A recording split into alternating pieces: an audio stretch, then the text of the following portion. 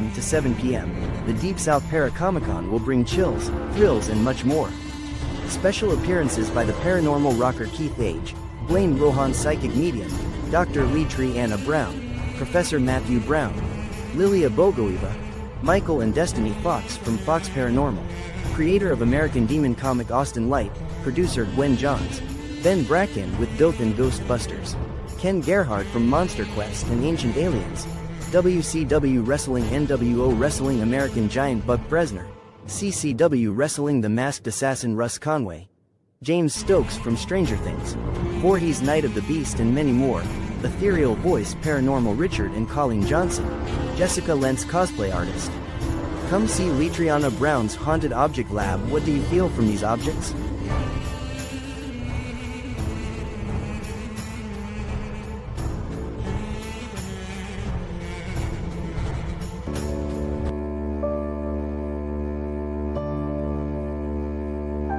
Discharges, you guys, right? I'll hold it back. I'll shoot at it, hold it back, don't scare it.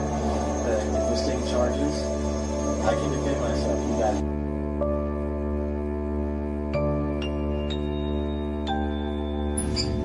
This was very late at night. Everybody was asleep. And I was terrified. I was absolutely terrified.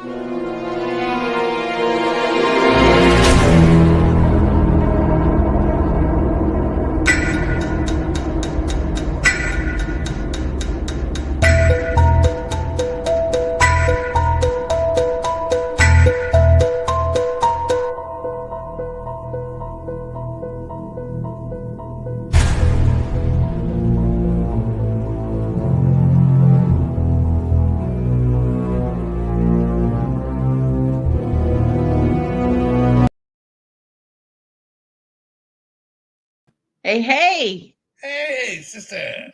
Hey, everybody. There's Gwen. Hey, hon. So happy to, I'm jealous of Blaine's hat. Yeah. Blaine's hat. You know what's funny? What? The shipping cost more than the hat did. Oh. But That's funny. Yeah, because it came from Canada. It came from a native-owned company in Canada. I thought it was American made until I was like, why are they charging $19 for shipping? It's like, gee. Well, I do want to say a few things before we go to the show. I want to go thank everybody for sending me all the support and kind feelings and everything, because everybody knows I'm going through cancer right now. I'm going through chemo and radiation. I got my chin held high. It's rough, but I'm doing the best I can do. And I thank all the people that send me well wishes. You guys wouldn't even believe some of the people that have called me, sent me messages that I would have never thought in my my life that I would have got messages for some of these people. And some of them are famous, very famous. And I was like, wow. And Lee, can I tell the one about Russ? Yes, please. Okay. Please. Russ is on Finding Bigfoot. He's the one you always see by himself, Russell Cord. That is the nicest man and a fellow veteran I've ever met. He took time out of his day and literally took Lee's phone. Left. Walked away. Talked to myself and Jennifer, my wife, and said, look, dude, if you need anything as a fellow veteran, as a human being, here's my phone number. He gave me his personal phone number.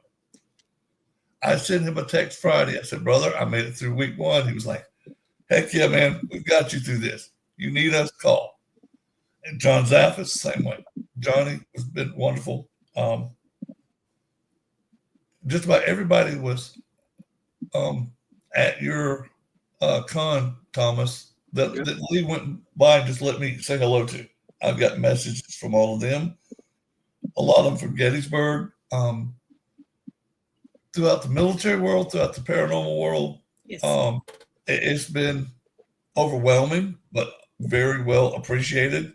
And I'm going to make it through this. So if you guys don't see me on the show as long or as much, it just depends on how, because as soon as we do this on Mondays, I do chemo first thing in the morning, then I do radiation right after. And sometimes I feel okay after radiation. Like today, I'm not feeling that bad. I feel weak as hell. Really bad dry mouth. So if y'all see me drink a lot, it's because I have got to keep fluid in my mouth. But I'm doing well, and I'm gonna make it through this. And I will make a video appearance several times at the Deep South Paracomic-Con this weekend down in Ozark. I've got to get with Stan later. I'm hoping to be able to do the intro for the con via video, live video. And I will be doing classes with Lee and Matt and Gwen throughout the day. The ones that I could go to, because sometimes Saturdays is a lot of busy other shit we got to do since we can't do anything during the week because all the damn doctor's appointments. They've got me. Let's see. I go to chemo every Monday, radiation Monday through Friday. I see a hearing specialist once a week because of the chemo that I'm taking. It's called cisplatin, and it could lower my hearing. And I'm already deaf enough being around airplanes and all the heavy metals music that I still listen to. I just want to say, too, I think the nurses that do my chemo, they are so awesome. There's a lady that volunteers there, and she'll come around, and she has, like, cookies and potato chips and Cokes and hot chocolate and coffee, and she's always has a smile on her face, as you always. Well, hey, Mr. Blade, how you doing today? Knows me my name.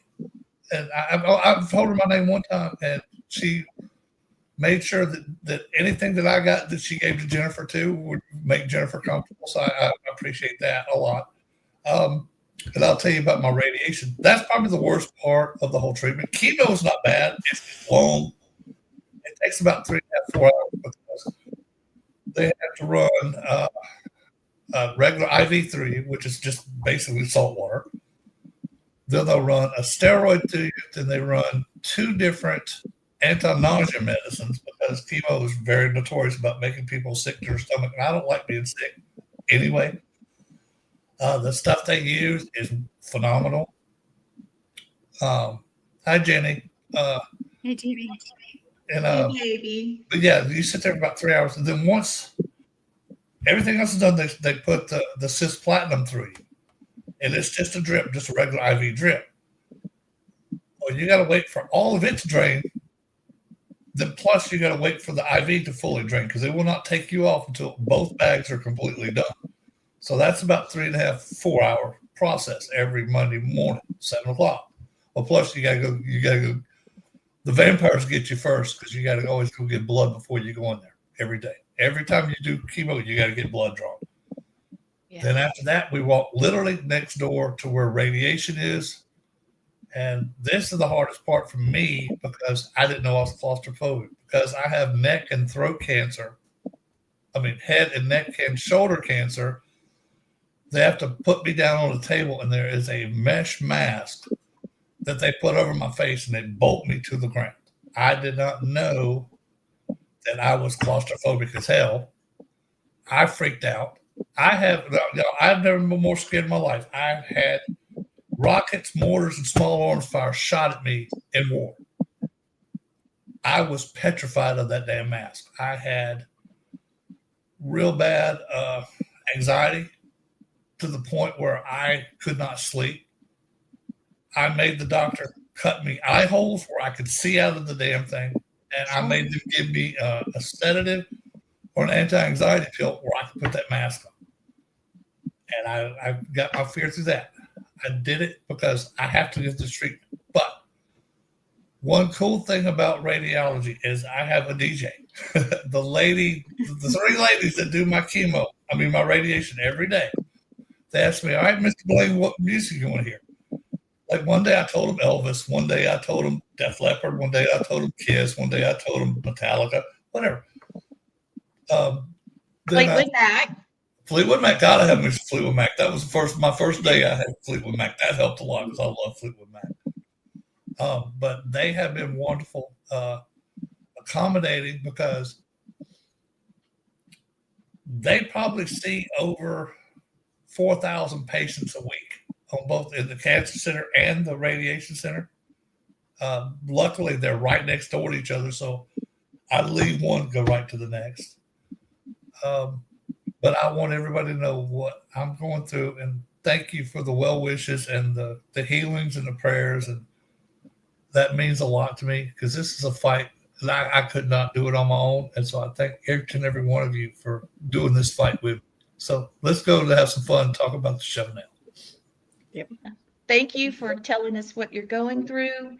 Yeah, we love you, brother. Your bravery. We love you. And even in this, you inspire people. Even in this, you've done readings for people, you've changed lives, and you're still changing lives. And I'm just so happy to call you my brother. Even though you're my cousin, you're my brother.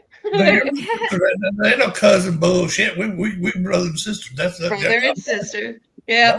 Can I show you guys something real quick? Can I show you something Lee and I did the other day? These are our first ones. So can you see?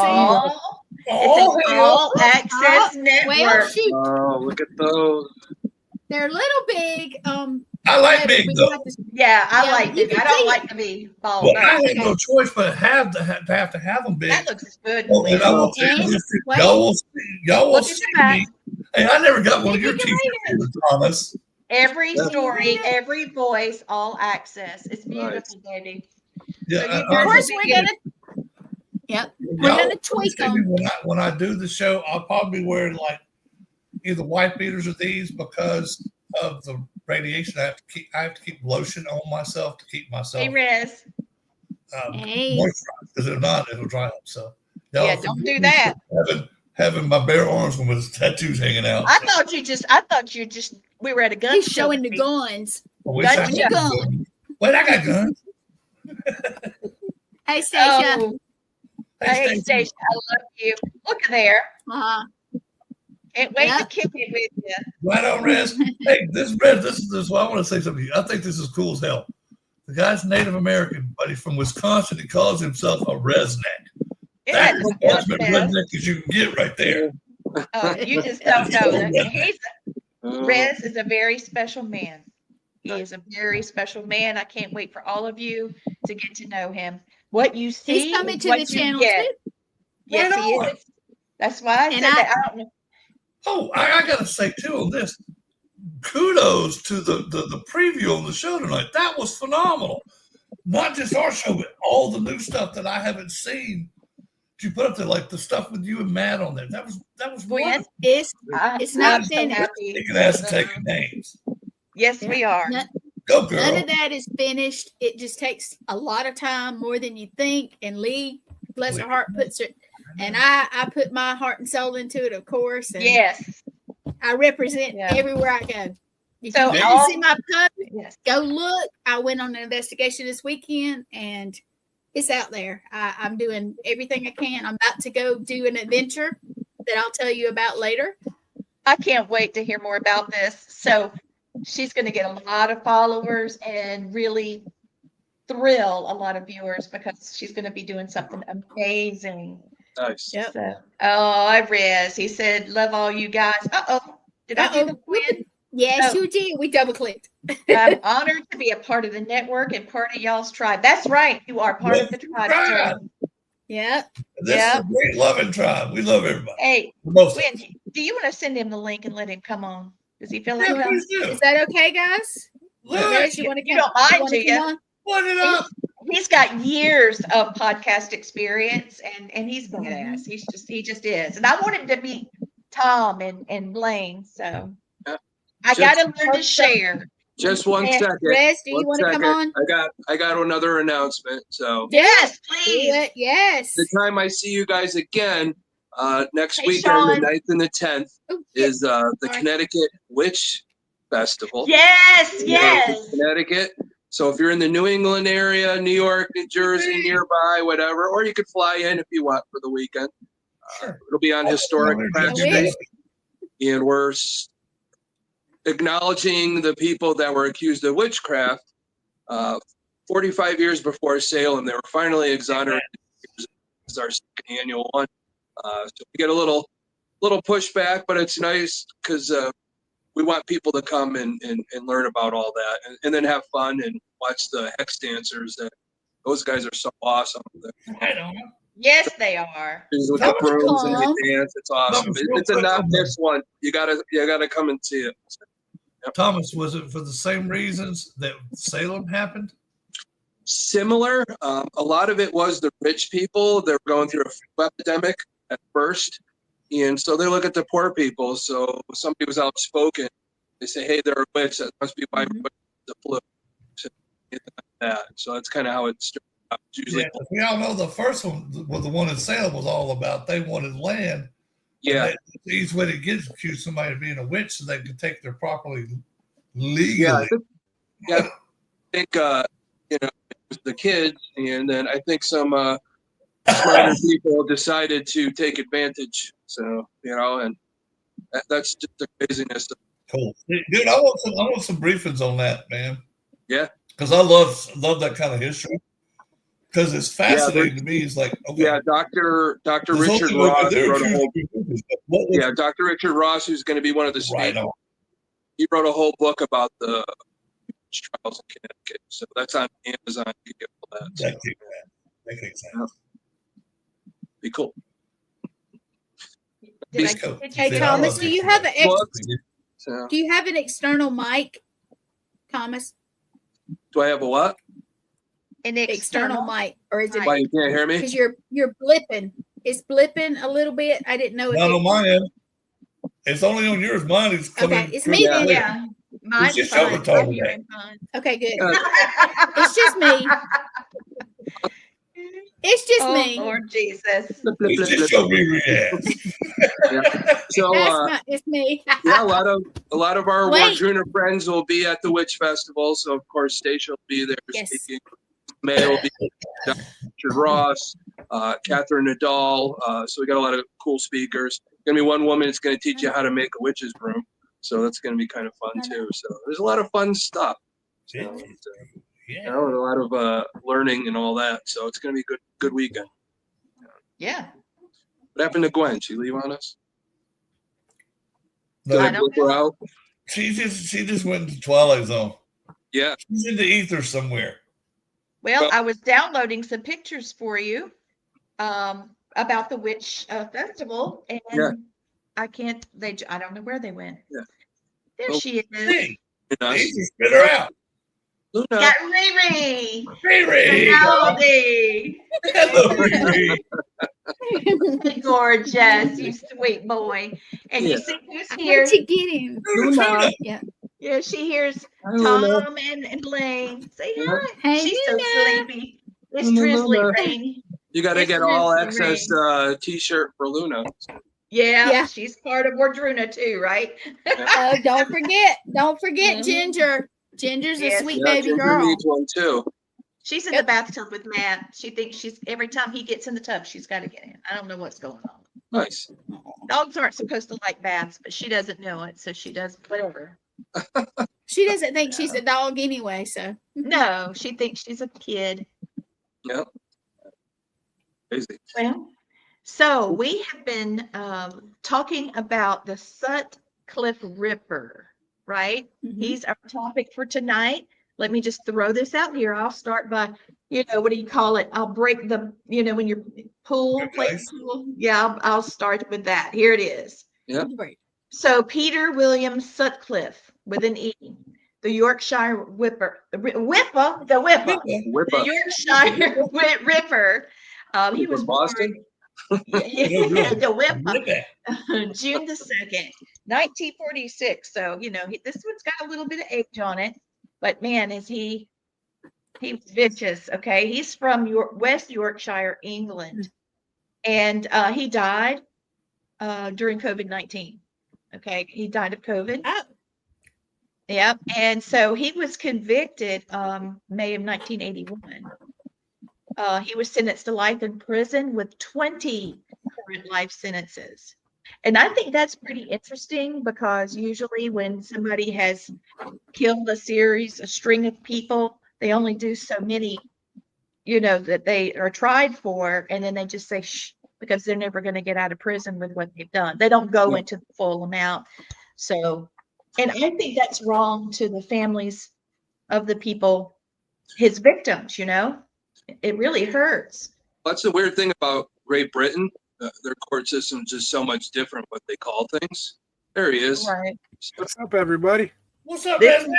hey. this is Bobby. This is Bobby Rez. Rez is in the hole.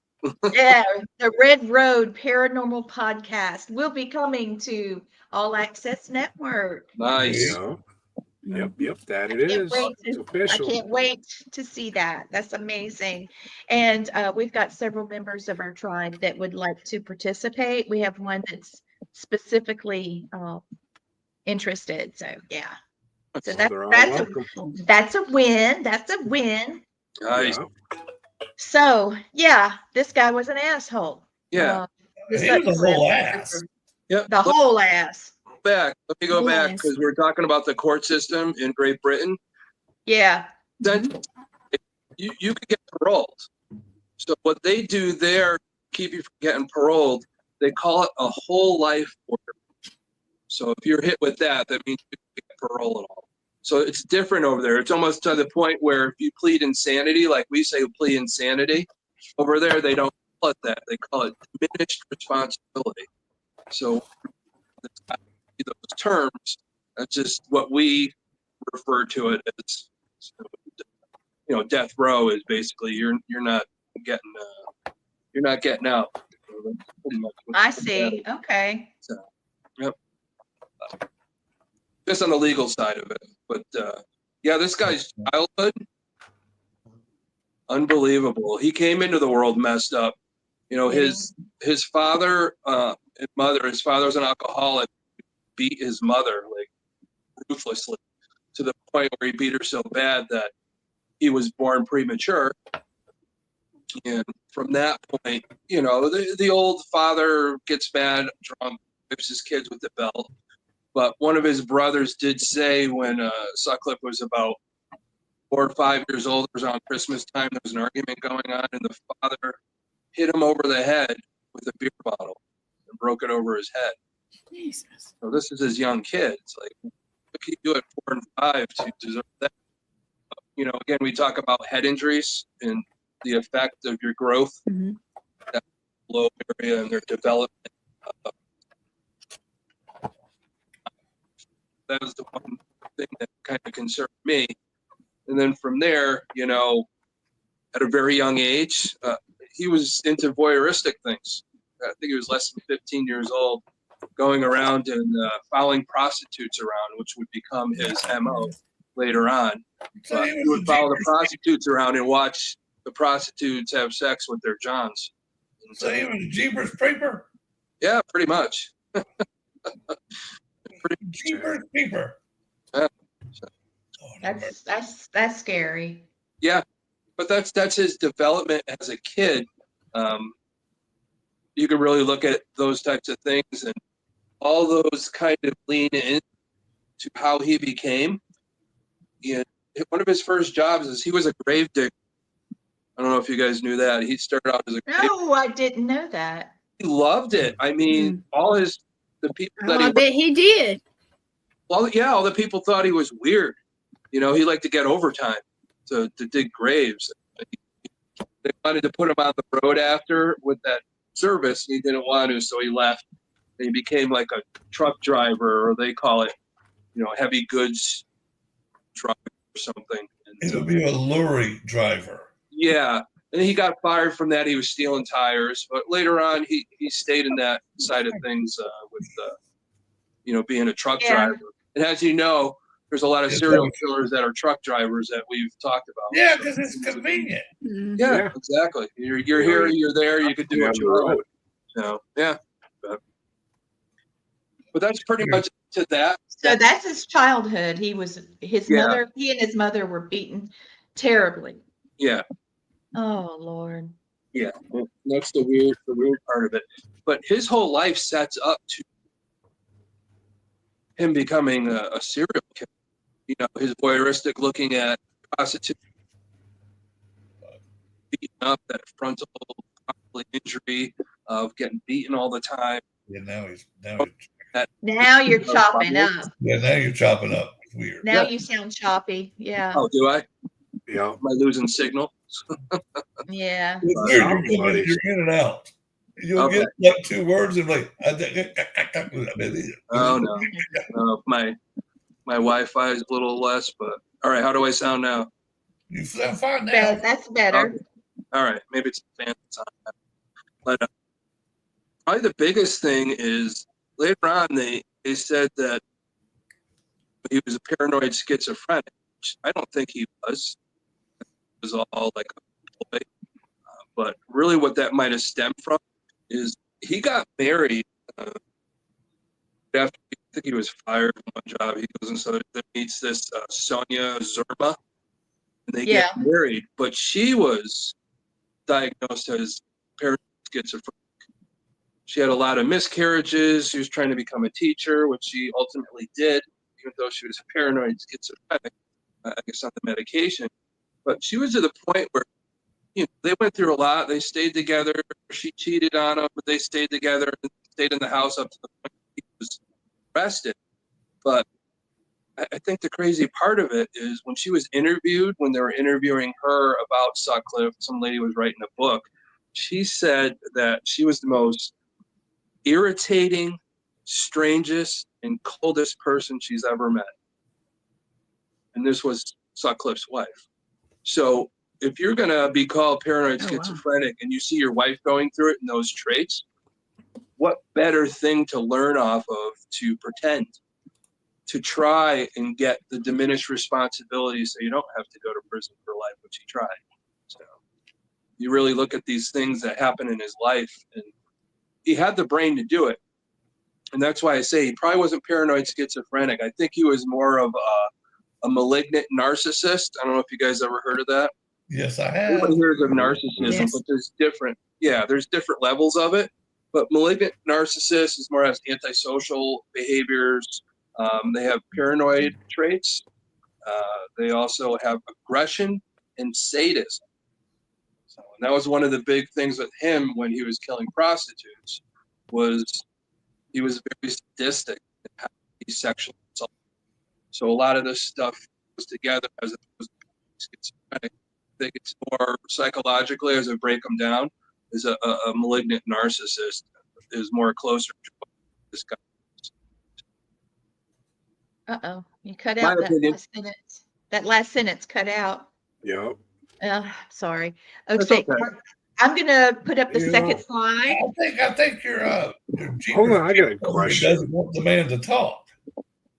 I think his spirit's coming after you, Thomas. Yeah, the spirits are all after me.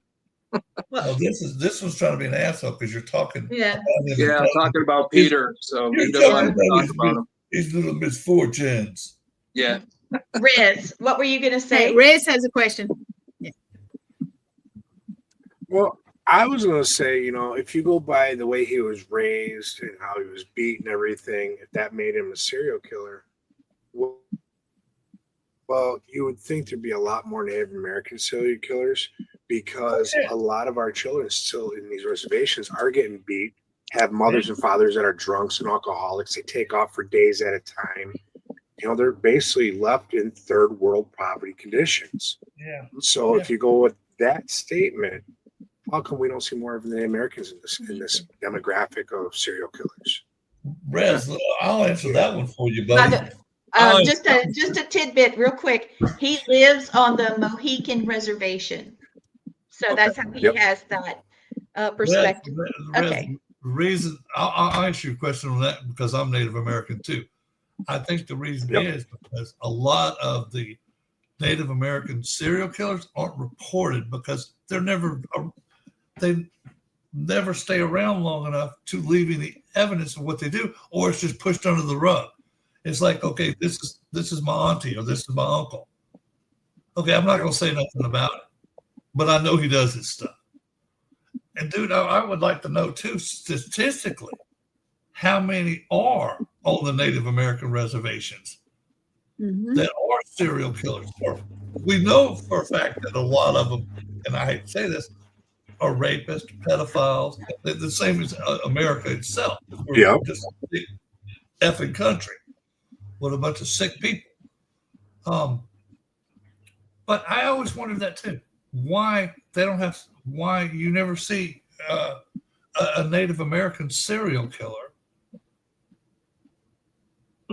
on the res or even off the res.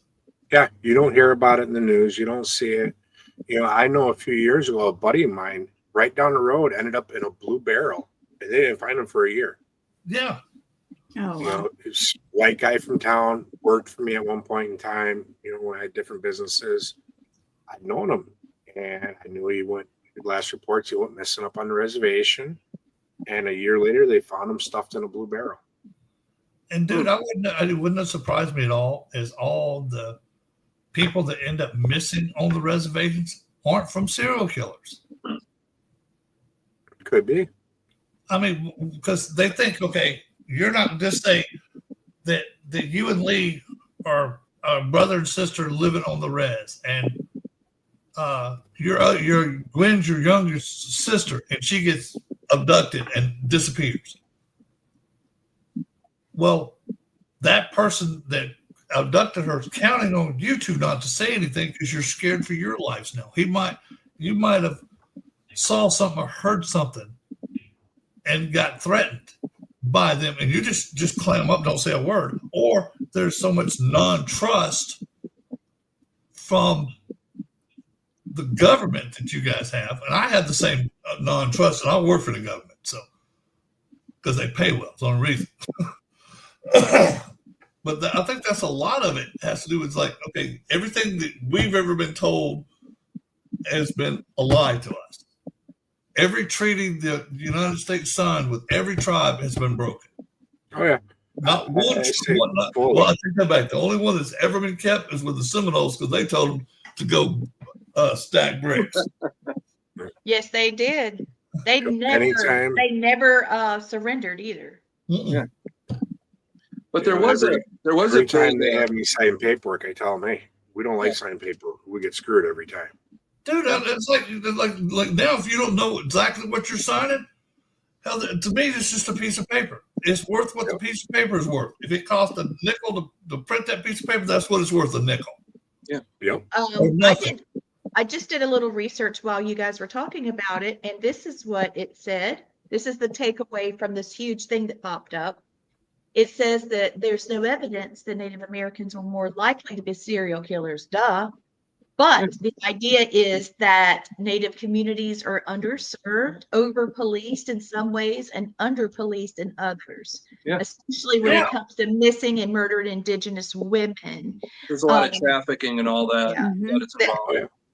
Yeah. I There want you to target more of that information about missing and murdered Indigenous people. Yeah. We need to do a whole show just on this. Oh, Yeah, I well, agree. we've got a new show What is coming that? out. We have a new show coming out. It's called Native Matters, and that's going to be just about this. Yeah. And good. I was hoping it'd Um, be our show. I didn't know it was a whole other show doing it. Sorry. no, well, you can always pop over. Good Lord, of course. You can always go over there. Mhm. But we've got the Commission of Minority Affairs coming on. Yeah. Okay. And Department of Agriculture for South Carolina. It's all South Carolina related because that's where I live. And that was the connection I had. But Well, I'm a tribe member in South Carolina, so yeah. that's it. That's it. All right. There was a big case, the Native Americans, I don't think it was Native Americans who were being killed because they all of a sudden had money because of oil. Was the movie that was out, The Killer of the Flower Moon? Killers of the Flower Moon, where the Native Americans up in Oklahoma were being killed to get their land for the oil, to take their money from them. So that was a whole movie with DiCaprio and all that. It got a whole bunch of awards. But that's all. the same Native story American. has been told since 1491. Yeah, Like no us doubt. out for our land. So that's all it always is. The land, resources. It's terrible. I'm surprised that South Carolina is actually giving land to Indigenous people right now through the Commission on Minority Affairs. It's a new thing that just came through, and it just blew my mind. You can actually borrow equipment from the government or lease it if you need to instead of having to buy it. There's a whole lot that's going on that's improved in South Carolina towards Indigenous people. That's So good. That's good. I'm Step in the right extremely direction. I'm extremely thrilled with what I've seen. Let me throw this up here real quick. So here's the criminal profile. I think that Tom's already covered most of this, but Sutcliffe murdered 13 women and attempted to murder 7 more. And this is between 75 and 80. So only 5 years. This man was moving.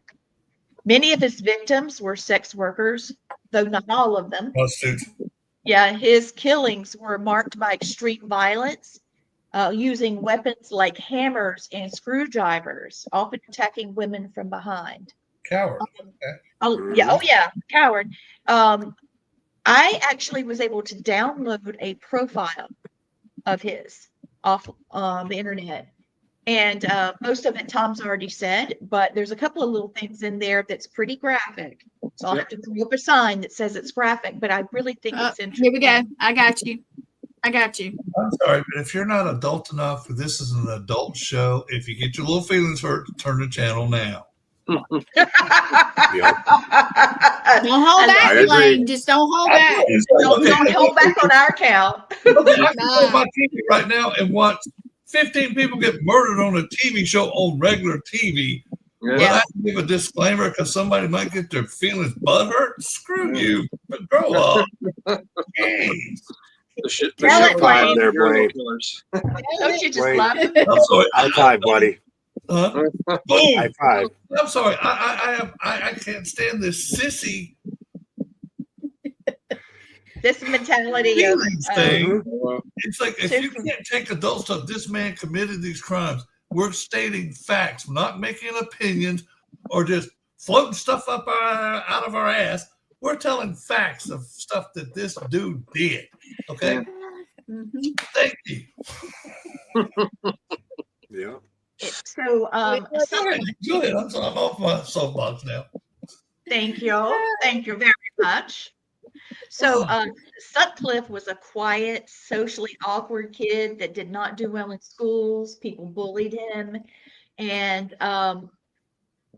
the words that were used in this profile was emotionally stunted, meaning that he was traumatized at some point in his life and he didn't really mature past it. And that he was also Roman Catholic, and he internalized a lot of guilt and shame, especially around sexuality. And he showed a lot of attempts to cleanse sex workers, projecting his torment and turmoil on the victim. And he did have burial practices. And he had a morbid sense of humor. There were jokes that he did with these bodies. He was a voyeur, and he had deep resentment and hatred just for people in general, but mostly for females. And he had a sexual repression.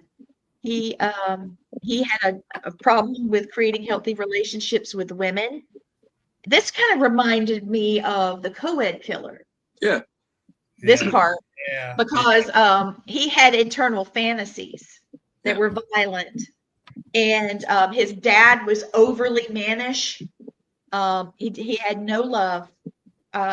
Truly, he was no doubt a psychopath. Okay, they both, the mother and father, had a religious provocation of punishing them even with guilt. And because he didn't feel the same sexual desire as people, the normal man and woman should, he became violent with it. And he had early exposure to death as a grave digger. And they even mentioned that in the profile, saying that might be one of the reasons why he wanted to do this, because he fiddled with them. You know it. Yeah. Yeah. Okay. Why would he have all the time if he wasn't going there and playing fiddle the diddle over there on the dead corpses? Yeah. I mean, they're dead. I get it, but damn. Well, I don't want to say, but I don't think this happened to him. But a lot of it went on with Catholic priests for a while. But he was an altar boy. Yeah. So. And most of the mutilation of the bodies were the genitals and abdomen of women. So I think that's probably why they called him the Ripper, because he was a lot like Jack the Ripper on that. And he did have hallucinations and delusional thinking that they were saying something to him, or he had a relationship with them. Yeah. Yeah, a lot of his MO was that he said, God told me to do it. So it's like he's a serial killer, mission serial killer. So where they think God's telling them to do something, and they have to take out, let's say, the prostitute or all the Indian people or anything like that. That's what their mindset they pinpoint in on.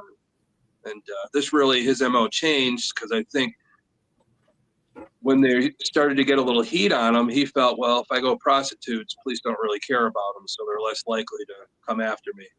So he did have a frame of mind that he knew what he was doing. So I really don't think a lot of the stuff he said to the psychologists, his lawyers, and all that, I think was self-preservation more than what he actually was. And that is exactly the case, because the police during this time really didn't care about the sex workers. So if they'd let him go, he was able to get by with it for a longer period of time. Yeah. And a lot of the people that got away, he had the Yorkshire accent, just like us, we know Gwen's from the South, with her Southern accent, and all those types of things. I love Gwen's accent. Everybody does. Accent. But you can tell where each section of the country most people are, but Yorkshire accent.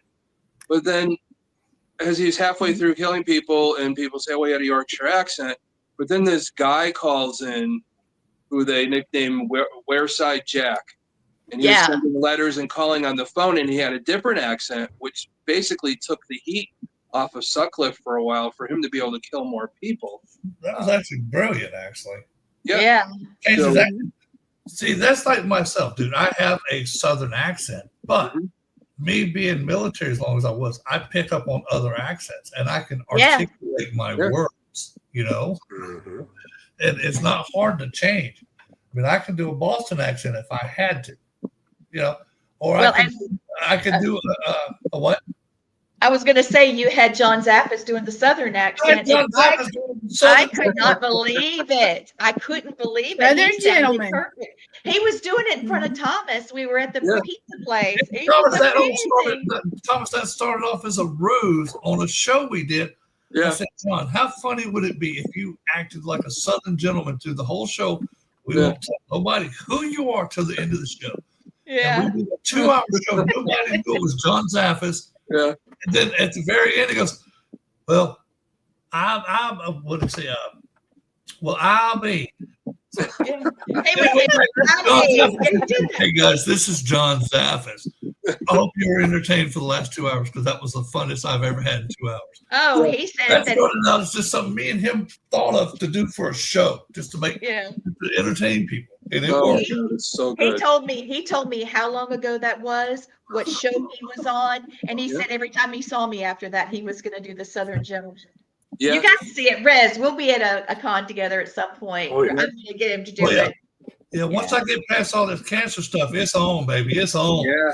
Well, Now, I'm like I've gotta- Donkey Kong. Yes, and I'm Looking going to forward tell to you, it. he Yeah. does his Coors Light, and that's about it. Yep. That's Good about job. it. Not funny.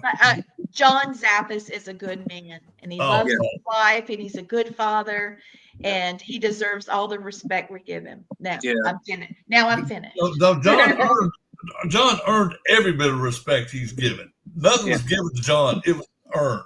Yep. John didn't get nothing. John earned his stuff. He was sitting there Yes, and he he told did. me that he never once thought about really going into the paranormal field till he hit 15. And he showed up for dinner. He was invited by his Auntie Lorraine. And he walked in and there were certain people at the dining room table. And he looked around and sat down, and it was one of the most intelligent conversations. And the people were just mesmerizing. And he said, "This is it." Yeah. 15 years old. Yeah. And so, It's amazing. Amazing career he has had, and it's still going. And yes. I am so honored to call him one of my very good friends. And, Me too. yeah, I love the guy, and we all get along so well. Yes. But my friend Everyone. Raven. Listen, everybody pray for Raven. She's been very sick. She Yes. called me and asked for prayer today. Raven, She's in between tests right now. Yeah. Yes. Yes, she is. She's a very talented lady, and I would pay big money to see Blaine and Raven do a healing. Oh, that would be good. That would be incredible. Yeah. She's coming to And the Rez- network also. Thank goodness. Yes. We are Very just cool. going by leaps and bounds. I'm loving this. And Yeah. Raven, I love your last But name. listen, Here's yes, to the wolf. yeah. People would come by and they would look at her, and I would see love in their eyes looking back at her. That's Yeah. the impact she has without even opening her mouth. I could see That it. is called such great energy that it makes you smile. I love when people come up to me and smile. It means my energy is doing what it's supposed to do. Yeah. Well, I'll be honest. I didn't want to talk to her so much at first because so many people would come by and just would be like, "Ooh, look at her," and they'd talk to her and things. And Yeah. I was watching this interchange. Just last time there were no words, just "ooh" and "oh, look at that." And finally, when we started talking more, all of a sudden it was just like I knew her. You know, that click. You know. Yeah. Every one of these people that's on the poster now, that click happened, or Gwen would not have had him on the network. It wouldn't have happened. I'm like, nope. A whole lot So, of notes on Thomas, that. Thank you for sitting us next to Raven. Thank you. Yeah. Yes. I put the whole wall Thank of you. Wardruna together. So all the healers, Yes. all the people I knew that just meshed like that. So Yeah. And One it of these did. days, I'll get to be a member of Wardruna. yeah, definitely. So Well, yeah, you- Wardruna is really made up of all of us.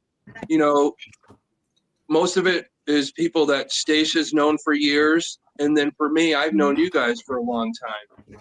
You know what you're all about and worked with a lot of you guys, and that's what's come together on the core of it. You know, it's hard to let people into this because we have to know that they're into it for the right reasons, and not for ego, not to be a TV star or anything like to help people. And that's I don't need a star. I don't need to be a TV star. no. I'm the big sexy. Come on. I'm Yeah. a flower. I'm a flower. I'm a blooming idiot, right? Blaine's famous for Just- like Joe, so yeah, you gotta be famous. Look Oh, at you. yeah. Wait. I'm going to get it. I'm going to get Yeah. it. I'm going to Gotta get put it. it on the shirt. Ah, dang Gotta it, put it on Mac the so shirt. many. Yeah, it's got to There it is. happen. Like Hashtag There it Blake is. Woodward. Yes. Yes. we were doing the, Yes. we were doing One of these things that ever come on top of my head. Blaine. I literally meant that. It's like, How do you go from eating a cheeseburger one day to eating Leg of Joe the next day? I don't know. And it stuck, Riz. It stuck. We laughed so hard. Yeah. We almost didn't make it through. I know. I know. We couldn't make it through. I didn't mean it. It's funny. I mean it. It's like dead serious. He was serious, but the way he said I it, just it know just that. Okay, stuck. one day you're going and you're ordering a double cheeseburger, and the next day you're cutting off pieces of Leg of Joe to feed to your neighbors at a barbecue. Yeah. What the hell? Well, the funny thing is when Danny and Lauren were on and they had the Jeffrey Dahmer fork, Yes. Yeah. Jeffrey Yeah. Dahmer could have been eating the Leg of Joe with that Leg fork. of Joe that he that had. fork. Yeah, because then they said there was like pieces of material on the fork still. Yeah, what appered to be material. It's still on there. They haven't taken it off. I wonder. Good. if I wouldn't touch it. Luminol I tap. wouldn't touch it. No. I wouldn't either. Maybe they'll be able to get it tested. Yeah, that would be cool. You That'd should be great. see. Back to Blaine Guys. here. Yeah. I've been watching Blaine for a couple of years on every podcast that he's had, been a co-host on. You never know what's going to come out of this man's mouth. And I love it. Never. No. you don't. Exactly. That's why I feel there's a connection. On a filter. Yeah. But I Yeah. like You know, I like to entertain people. I like to people have fun and educate people. And I'm sorry, I'm a little rough. I'm sorry, I'm a lot rough around the edges because being 26 going years through a active in the lot. military, you don't have a filter. I've never But I had a can filter. I had say- a dad that didn't have a filter. A grandfather didn't have a filter. I watched my grandfather, no lie, when I was 5 years old. In his living room, people from the church came and told him he needed to go to the church, and he told them to get the F off of his porch. His church was on his TV, and that's all he needed. Yeah. Hey, Oh, you got that one. night we So were I at come by- Deep South. Go ahead, Yeah. I'm sorry. When that night we were at Deep South and we contacted your dad, what kind of beer did he like? I can't remember. Pabst Blue Ribbon or Dad something. liked, that's funny. Dad liked PBR. PBR. It had to be PBR. It had to be ice damn cold. That was his. That's what he told us. I want some PBR Okay. on ice damn cold. Did he put ice in it? No, he wanted it ice cold. I was thinking I had seen. Let me something like explain they the poured rest. ice put it in the Comes about freezer. Like my dad was an electrical engineer. Okay, he was smart as hell, but country as all freaking get out. Okay, dad probably had like a 170 IQ, but you talk to my dad, you think he was the dumbest redneck inbred person you ever met. He would be like, "Well, me and your mom went over there, and we went to the store over yonder, and I was gonna get some grits, but that guy told me there was like this much. I ain't paying that much money." That was my dad. Okay, that was my dad. But when he got on there and started talking about the PBR and it better be ice damn cold, oh, Yes. we were crying laughing. Me and Gwen were. Y'all are Yeah, awesome. it was y'all. Because we looked at each other like, yeah, it was funny. Good times. Well, okay, so this is the poster for our shirt. Okay, this is the graphics for serial killer shirts. Nice. All right. Ooh. So we're gonna have those, and then Leg of Joe on the back. Hashtag Nice. Leg of Joe. Make a joke. yes. So how do I get Yes. one? And awesome. 4XL. You ask for one. Yeah. I'm asking. All right, Asking, he his S Please. did. So now presented him with a shirt it did. Yeah. While we're talking about the Leg of Joe, Yeah. this is an actual town in South Carolina. Boom. Ketchup town. Nice. So you Is might it- see some ketchup. I want to go there. Hey, is it right next to Intercourse, Pennsylvania? Nice. Yeah. That is Oh, a real Lord. thing. Can I tell y'all the Intercourse, Pennsylvania story real quick? Oh, Oh, boy. geez. Oh I'm boy. gonna move there. Please. No, Put the flag this up, is- Gwen. No, this is gonna have you crying. And this is a Oh, true wait story. a minute. Put the flag up, Wait. Gwen. There you go. Man, we got it. You're That good. ain't it. That ain't it. That says Sean Oh Ellis. shoot, that ain't it. Hold on. I Ain't meant it? really that time. There it is. Okay, so sorry. Yes. Okay, this is a true story. This gentleman was in the hospital in Intercourse, Pennsylvania. And there was a security guard down at the bottom, just sitting around doing his thing. And all of a sudden he sees these dirty sheets come flying out the window. Well, the guy in the hospital room had diarrhea real bad, and he crapped all over the sheets. He literally threw them out the window. This gets better. This is a true story. I'm not making this shit up. That's what makes it so funny. It's true. There was a bum down at the bottom under the window. The sheets land on him. He's fighting this thing. And the security guard's trying not to laugh this whole time. He goes, dude, what the hell happened? He goes, I just beat the shit out of a ghost. That's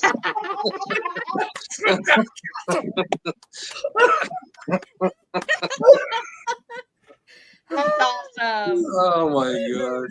Tip my hat to you, sir.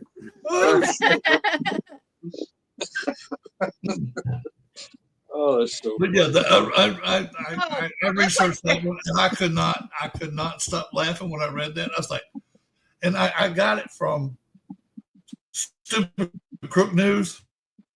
nice. Oh, I'm sorry, I got it from this place called the Darwin Awards, and I went and looked it up to make sure it was a real story. Well, there we It go. was a real story. So, Stacia, Balls, Climax, Kentucky. I think. Football climax, All in Birmingham. Pennsylvania. all in She's so right. Pennsylvania. She's so right.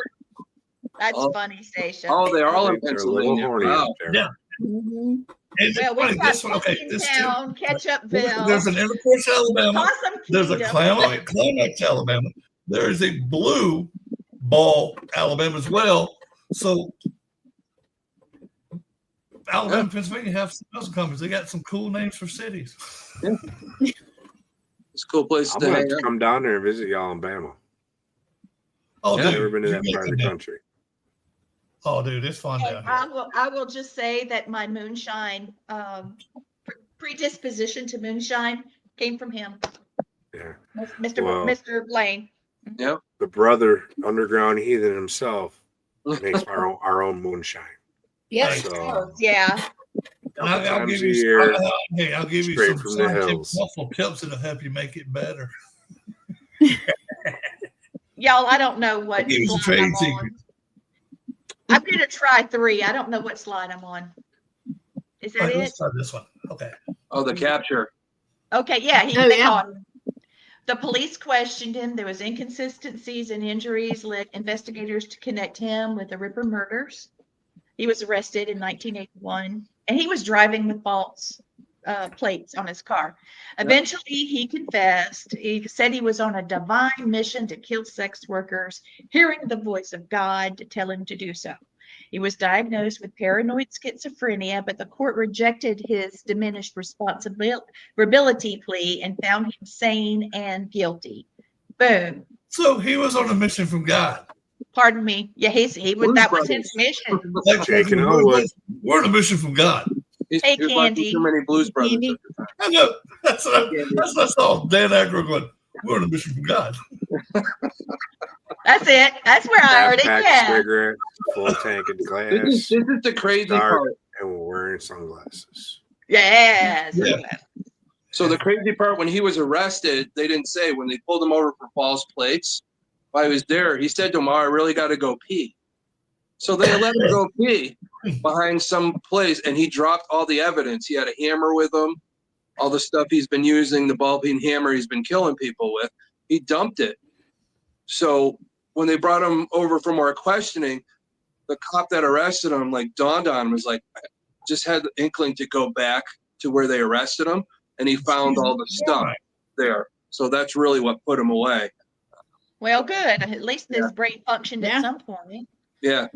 Okay. But they almost Next didn't get slide. him because they were talking about that Wearside guy, whatever, John Samuel Humble. They captured him a few years after, and what do they call it over there? Is perverting the course of justice. Is I like it. Not obstructing. He's perverting the course of justice. I like perverting that way the better. course of justice. Oh, yes, they're British. That's right. Yeah, they call Right. all stuff over court stuff over there all weird shit. So he did spend much of his life in Broadmoor Hospital. Mhm. And he was in high security psychiatric facility and then transferred back to prison in 2016. But COVID got him. And I'm moving a little faster because it is 9 o'clock. And I know that there's another show coming fairly soon. So, all right. So the investigation drew heavy criticism for its mishandling and particularly for dismissing important evidence and relying too much on the hoax tape of the Wareside Jack. And many believe misogyny and bias against sex workers among police officers contributed to the delays in capturing Sutcliffe. And because of the brutality and a long evasion of capture, Sutcliffe has become a figure of urban legend and dark fascination in true crime circles. Some paranormal investigators. Now, this came off of, out of the just the web. This wasn't a paranormal website. Okay, so this was tagged on it. Some paranormal investigators have claimed that residual energy from the murders has affected locations where the crimes took place. No, I disagree with the residual. That's active haunting. That Yeah. is not I residual. agree. That is active straight That's haunting. intelligent. Yeah, I agree. Intelligent haunting, because the reason I picked up on that, as soon as she said residual, Jana was screaming, "No, that's real. That's real." And Jana was my Native American spirit guide. Mean little She's woman, so but God, I love that woman. She's tough. And dude, she never lies. When she tells you it's fact. She said, Well, no. victims reaching out. Victims reaching out. They want closure. They're right. They do. Dude, I would love to go to UK and handle this. boy, we'd be in trouble if we ever went to UK. Well, oh Lord, they don't let all the hillbillies and rednecks up in here. I have to learn a Yorkshire accent. Yeah, really. Well, I'll just start like talking with a Cockney accent, like we ain't got no bloody sense. I see that. No, we just go over there with a little bit of sage and sweetgrass. Dude, Yeah. No, they natives, man. They cool. Sage and fuck yeah, dude. Fuck yeah, straight up. Straight up some damn some stuff. Yeah. So that's pretty much all we have for the Ripper. What do you think, Tom? You got anything else? Well, no, when he died in prison, they said COVID-19, but a lot of it was they originally brought him to the hospital because of diabetes, all that. But he had a reaction was going on, and he picked up the COVID-19 while in the hospital. Well, see, this is the thing is, if you remember during COVID, everybody died of COVID during COVID. Yeah. They did die of COVID. So that's the official. He had some other ailment that got him. Yeah. But yeah, we'll go with the COVID bullshit line. Okay. As long as he's gone. No shit. There you go. I hope Thank goodness. I don't know. His spirit could still be around. And, no, I want it to be around. Trapping some of these people from being able to move on. I want spirit to be around. You know how much fun I can have with spirit like that? Yeah. So you the try kinetic. to have play with this man every day. Yeah. Come on, that's my fun. Yeah. I live for this shit. Yeah. I would too, Marla. I would love to go to the Yeah. ancient Marla, Ramsden. I would Yes. love to go back to England and investigate anywhere. Hey, Mike, I would love to go back to England and investigate 500 more places I never got to go to when I was stationed over there. Yeah. So the Connecticut Witch Festival is ctwitchfestival.com. ctwitchfest.com. Okay. So here are some of the speakers. Dr. Yeah. Richard Ross. There's Stacia, Samaya Elgraff, Catherine Nadal, and then Dr. Richard Ross. Yep. And we've got our very own Thomas Patrick Gormley. And Look I at just that. cut off, sorry, I cut off some stuff down here, but I just had to get a little shot. Robin Ziegler, the shaman and the showman, and then F.R. Rivers. Yep. And of course, the hex dancers. Nice. I love that. I love that. Dude, please film that. And Yeah, send us video I'll of that. send you some I think stuff. that would be badass. Yes. Is badass. Yeah, all the speakers. Who the Yeah, hell we doing next week? The what? Who the hell we doing next week? Yeah, who we Yeah, doing? maybe we should do the Kronberger that just got sentenced. Yeah, that's a great The idea. Who burger? people out in, what was it, Idaho, or whatever. Hamburger, what'd you call it? Hey, let's ask Rez. Rez, give us an option. Ooh, I don't know. I haven't kept up. Give us an option for next week's show. You've already hit all the ones that I want to talk about. Is there one that we have talked about you want to re-talk about? Because I love talking about them. So does Thomas. So does H.H. Holmes is my favorite. Dude, we can go The back Murder to H.H. Castle. Holmes. There's some good information on H.H. Holmes. There is. He did himself. You know, and what I'd love to do is go down to Chicago where the old murder castle was and actually Where the post office investigate is. that post office. Yeah. Dude, I've investigated the land itself, but not the post office. They wouldn't let us in the post office, but they let us do outside the post office on the grounds. Yep. And we had to do it, dude. We had to have like 12 police escorts there because it's a high crime area where that post office is. Oh, Lord. Just needed me. You'd have been fine. Oh, dude, I would have raced on there, baby. Hey, dude. Here we go. I guarantee I was toting. Yeah. And I told him one of the cops, I said, hope you don't have a problem with a redneck over here with a firearm. Yeah. Veteran with a firearm. He goes, you got a permit? I said, hell yeah, I got a permit. It's called my military ID card. Yeah. I'm a part of the armed forces. Station. I'll talk to you after show for a couple minutes. Stacia said Luca. Hold on. Magnata. Yep. And Candy said do Bingham from Horry County. True. Okay, I gotta ask, where the hell's Horry County? It's in South It Carolina. is like Myrtle Beach near- area. That's where I went. Yeah, that's where I went this weekend. Okay, so I didn't know. That's why I asked. I was like, where's the Horry County? I mean, Horry County. Yeah, I also thinking maybe what is the guy that up the Long Island one who was dumping people on the beach that's recent? Oh, God, what was that idiot's name? He's a weird looking dude too. He's a weird dude. I can't think of it. I forget what the name. We might just surprise you next week and come out with something totally different. Who knows? Yeah. Let me figure it out. Who we're talking about. We were just talking about Brian Koberger that was just. Yeah, that's the one I was. Y'all. He just got sentenced, so yeah. Yeah, he was a PhD student in criminology. Yep. With Washington Hey, you State guys. University. I think that might be it. Yeah, what's going on, Gwen? I got to pop over and get the guests for the next show, but love you guys. All righty. So I can make the ad. I love you. Yeah, I want to talk to y'all before after we get on here. All right, Lee, just end the show. I got it. We'll wrap it up. Flip us off. Yeah. All right. Wrap us up. We'll see you next week. Flip us off. Wrap us up. Well, I guess I'll go ahead. I think I will go ahead and end the show, and we'll figure out what we're doing on our chat, and then we'll this do will be it. the first time I'll let you use the word unalive. Unalive us. Unalived. Do the show on the seat of our pants. Everybody send Blaine messages. Rez, thank you for joining us. Love you guys. Thanks, Rez. And we're out of here. Yeah. All right.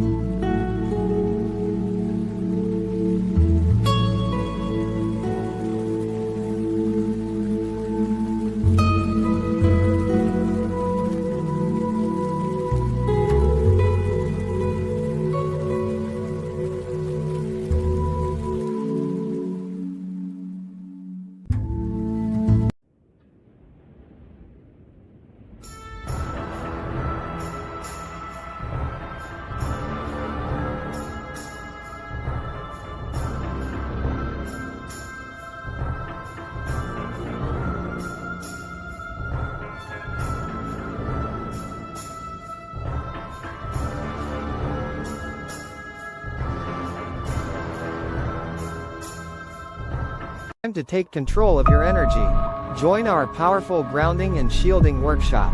A must for empaths, intuitives, and anyone ready to reclaim their power. Learn to protect your energy. Stay centered in any situation. Live with clarity and strength. This workshop could change your life. Enroll at Deep South Para Comic-Con.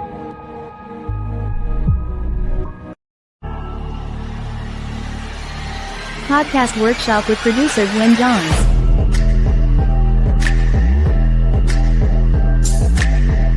Do you dream of having your own podcast? Gwen Johns will discuss how to get started creating your own podcast and how to build an audience. Gwen Johns Podcast Workshop at Deep South Para Comic Con.